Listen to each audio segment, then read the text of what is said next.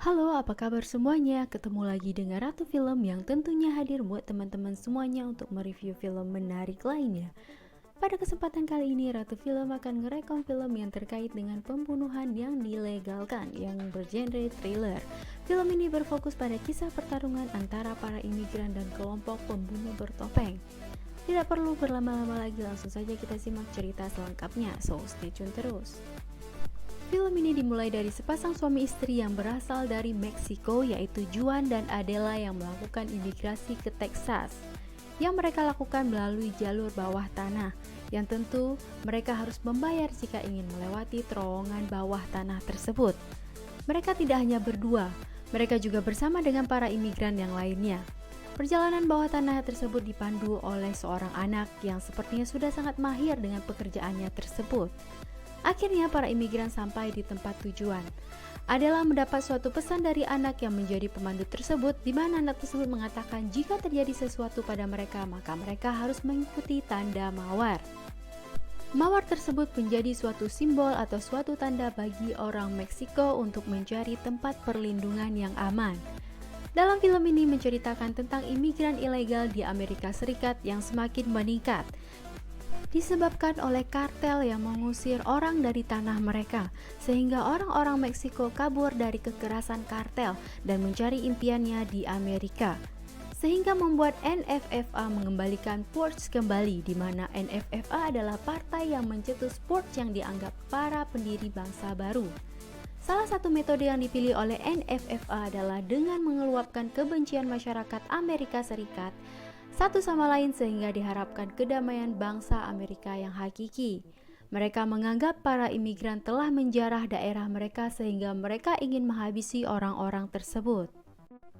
Purge adalah bentuk realisasinya, yang merupakan acara tahunan yang membebaskan setiap warga Amerika untuk membunuh satu sama lain dan diizinkan memakai senjata api dengan batasan tertentu. Selama Purge berlangsung, layanan medis dan kepolisian dinonaktifkan yang berlangsung mulai dari jam 7 malam hingga jam 7 pagi. Ditandai dengan siaran emergency broadcast system dari NFFA yang mereka kenal tradisi malam pembersihan. Namun tidak semua setuju dengan Purge ini. Namun apa boleh buat, belum ada yang mampu menggeser kekuasaan NFFA. Bagi mereka yang menolak atau netral, lebih memilih untuk mengurung diri di dalam rumah selama Purge berlangsung, dengan pintu dan jendela yang sudah dilapisi oleh baja yang kuat atau kayu yang kokoh dengan kesiagaan memegang senjata. Sedangkan bagi warga imigran Amerika yang belum memiliki tempat tinggal yang tetap, mereka menyewa jasa pengamanan selama Purge berlangsung. Justru sebaliknya, bagi mereka yang mendukung Purge ini, mereka justru menggunakan berbagai cara dan menggunakan berbagai senjata untuk membunuh sepuasnya. Yang bahkan sasarannya tidak hanya imigran, mereka juga mengincar dan membunuh tetangga dan kenalan sendiri yang selama ini tersimpan niat untuk membunuhnya. Mereka adalah kelompok maniak The Purge. Mereka ingin membuat Amerika bersih dan terlahir kembali tanpa ada penjarahan dari orang asing, dengan cara membunuh dan membantai tanpa ampun. Tadi merupakan sedikit cerita tentang apa itu Purge, mengapa bisa terlahir, dan siapa pencetus dari Purge ini. Dan ini merupakan tempat Juan bekerja sebagai buruh tani. Pada suatu ketika ada seekor kuda yang agak liar dan sedang ditenangkan oleh Dylan, yang merupakan salah satu anggota keluarga Tucker yang kaya raya, yang sekaligus menjadi bosnya Juan. Namun ternyata Dylan tidak mampu menenangkan kuda tersebut. Dan ayahnya Dylan mengenal siapa orang yang mampu menenangkan kuda tersebut. Dan orang itu adalah Juan. Dan tentu saja Juan terlihat mahir dalam melakukan tugasnya. Tidak membutuhkan waktu yang lama untuk membuat kuda tersebut tunduk, dan tentu saja membuat Dylan terlihat kesal. Di samping itu adalah bekerja di tempat penjualan daging. Di sisi lain ada beberapa orang yang tidak mendukung tradisi malam pembersihan. Mereka mengatakan bahwa The Purge tidak menghilangkan amarah, melainkan meningkatkannya dan membuat kebencian semakin bergejolak. Tradisi malam pembersihan akan segera tiba dan banyak berita menyiarkan terkait tentangnya. Di sisi lain, keluarga Tucker sedang mengadakan pesta barbecue. Mereka salah satu keluarga yang membenci acara The Porch ini. Sembari menikmati santapan makan mereka, terlihat perbincangan bahwa Dylan seperti tidak menyukai orang Meksiko. Ada kerabatnya yang menawari pengasuh anak kepada Dylan yang sebentar lagi akan hadir seorang bayi dalam keluarga Tucker, di mana istri Dylan tengah hamil besar. Namun Dylan menolak tawaran dari kerabat tersebut dikarenakan orang itu adalah orang Meksiko. Dan orang-orang yang mendukung dan menanti malam pembersihan sedang mempersiapkan senjata yang akan mereka gunakan untuk membunuh. 1 jam lagi Porch akan segera dimulai, namun Titi, sahabat Adela dan Juan belum juga tiba untuk menjemput mereka dan membawa mereka ke tempat yang aman dan berlindung selama Porch berlangsung.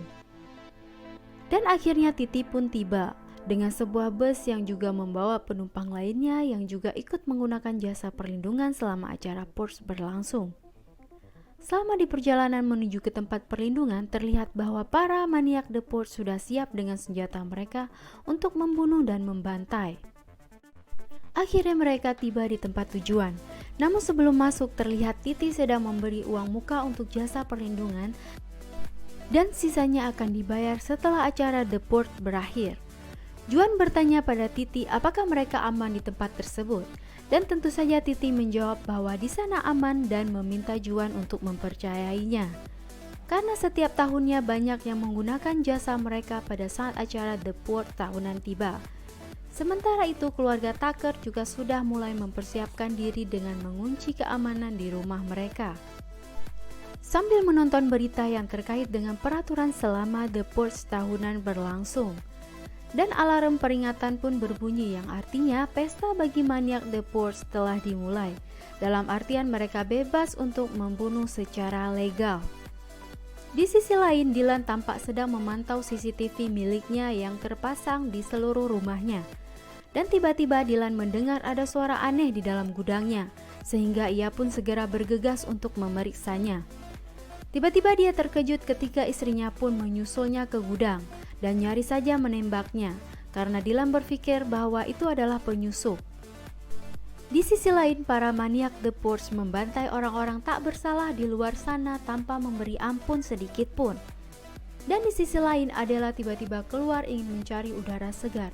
Namun penjaga di tempat tersebut tentu saja melarangnya dan meminta Adela segera masuk ke dalam karena di luar tidak aman. Namun Adela tidak mau masuk dan dia tiba-tiba melihat di dalam mobil ada orang yang sedang disiksa dengan sangat kejam oleh para maniak The Porch. Dan penjaga tersebut bertanya kepada Adela dari mana dia tahu cara memegang senjata yang terlihat sangat mahir. Akhirnya jam 7 pagi pun tiba, yang artinya The Porch pun berakhir. Adela dan Juan sangat senang karena mereka berhasil melewati Porch pertamanya dengan selamat. Dan mereka pun melakukan rutinitas seperti biasanya.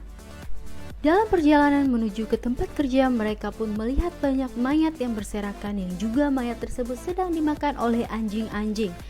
Tidak hanya itu, jalanan juga dipenuhi dengan darah dan para petugas pun turun ke jalan untuk membersihkan darah dan mayat yang ada di jalan tersebut. Dan ini merupakan pemandangan yang sangat mengerikan. Dan begitu mereka tiba di tempat kerja, suasananya tidak seperti biasanya. Terlihat sepi dan agak sedikit aneh.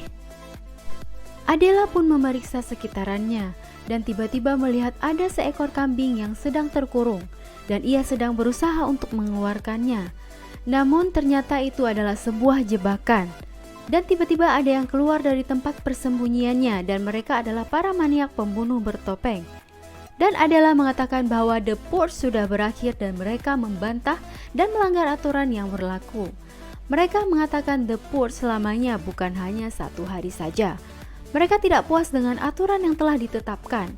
Mereka akan terus membunuh para penjara negara mereka. Dan disinilah awal mula terjadinya sebuah kejadian yang sangat kacau. Dalam artian negara mereka terjadi chaos. Dan akhirnya ada yang datang untuk menolong Adela, yaitu bosnya. Dan mereka berhasil membunuh para penjahat tersebut.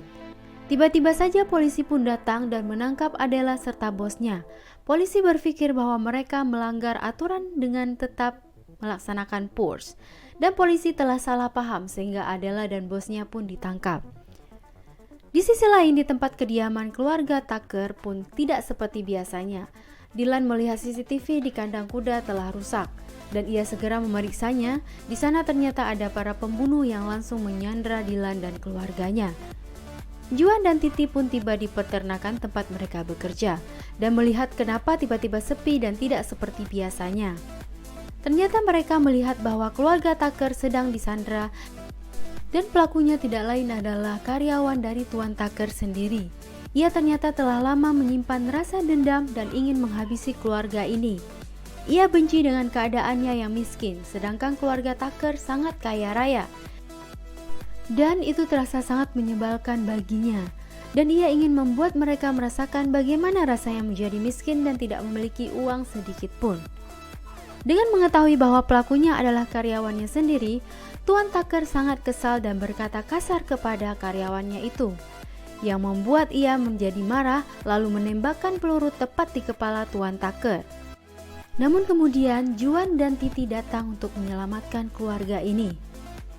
Setelah itu Juan ingin menjemput Adela di tempat kerjanya, namun setelah Juan menelpon Adela ternyata tidak dapat dihubungi. Dan Juan segera menelpon teman kerjanya dan mengatakan bahwa Adela sedang dibawa ke kantor polisi. Dan Juan pun segera menuju ke kantor polisi dengan ditemani oleh keluarga Tuan Tucker. Keluarga Tucker merasa berhutang nyawa kepada Juan dan Titi, sehingga mereka pun ingin menolong Juan untuk menjemput istrinya.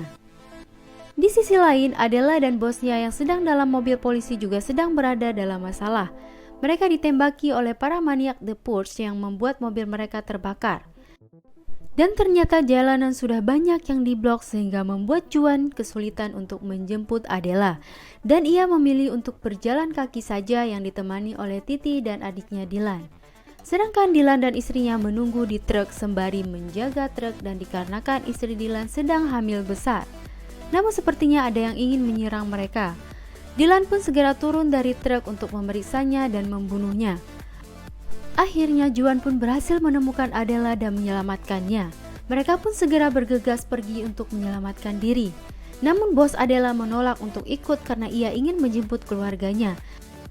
Mereka pun melanjutkan perjalanan dan berhenti sejenak di sebuah motel untuk mengambil apapun yang mereka butuhkan. Di sana pun banyak mayat yang dibunuh secara tragis. Sepertinya mereka kesulitan untuk menemukan tempat yang aman karena seluruh tempat sudah darurat militer. Namun tiba-tiba mereka mendengar berita di radio yang mengatakan bahwa perbatasan di Meksiko dan Kanada akan dibuka selama 6 jam ke depan. Dan mereka akan menerima siapapun dari Amerika tanpa senjata dan berikan perlindungan sampai ketertiban terbangun kembali di Amerika Serikat. Sehingga mereka pun memutuskan untuk pergi ke Meksiko. Dalam perjalanan ke sana ternyata mereka dihadang oleh para pembunuh tersebut. Namun Harper memiliki ide. Ia menunjukkan sebuah simbol yang seolah-olah mereka adalah salah satu dari para pembunuh itu. Dan akhirnya mereka pun berhasil mengelabui para pembunuh tersebut. Akhirnya mereka pun tiba di sebuah kota dan ternyata jalanan telah banyak diblok dan mereka akhirnya turun dari truk dan berjalan kaki ke tempat perlindungan. Namun tiba-tiba mereka terpisah menjadi 2 kelompok, sehingga Adela hanya berdua dengan istri Dylan saja. Mereka mencari petunjuk bunga mawar untuk ke tempat perlindungan, dan tanda mawar itu adalah simbol atau petunjuk khusus bagi orang Meksiko. Di sisi lain, Juan dan teman-temannya yang lain juga mengalami masalah. Mereka dikepung oleh para pembunuh, dan akhirnya Titi tertembak oleh anak dari ketua geng pembunuh itu. Dan Juan pun menembaki anak ketua geng tersebut, yang membuat ketua geng itu marah besar dan memiliki dendam terhadap Juan. Hingga akhirnya Adela pun dan Juan bertemu di tempat persembunyian orang Meksiko. Mereka pun segera bergegas ke perbatasan di Meksiko sebelum ditutup. Dan ternyata mereka dibuntuti oleh para geng pembunuh. Akhirnya para wanita dan para penumpang lainnya segera menuju ke perbatasan kecuali Adela dan beberapa teman yang lainnya. Mereka akan mengulur serta menghambat para pembunuh itu untuk mengejar rombongan yang menuju ke perbatasan. Para pembunuh itu pun tiba. Setelah terjadi saling tembak-menembak, akhirnya Adela serta Juan dan teman-teman yang lainnya kehabisan amunisi. Dan mereka memilih untuk bersembunyi di sebuah pondok. Dan di sana juga terjadi saling serang dan saling bunuh. Dan tiba-tiba Adela diculik oleh ketua geng pembunuh itu. Dan meminta Adela untuk memanggil semua teman-temannya untuk datang kepadanya serta menolongnya. Jika tidak, maka leher Adela akan dipenggal. Tiba-tiba saja Juan datang dan berhasil menyelamatkan Adela, dan Juan pun segera menembaki peluru tepat di kepala penjahat itu. Dan pertarungan pun berakhir. Hingga pada akhirnya Juan dan teman-teman yang lainnya telah berhasil masuk ke perbatasan Meksiko. Dan Dylan pun mendapat kabar gembira yang berupa istrinya sudah melahirkan anak perempuan. Hingga pada akhirnya Dylan berterima kasih kepada Juan karena telah berhasil menyelamatkan keluarganya. Juan dan Adela pun melanjutkan kehidupan mereka. Tamat. Sekian dulu perjumpaan kita pada kali ini. Yang belum subscribe, silahkan di-subscribe dulu ya teman-teman. Dan silahkan di-share ke teman-teman serta keluarganya, agar mereka nggak ketinggalan film menarik yang satu ini. Sampai berjumpa di review film berikutnya. Bye-bye.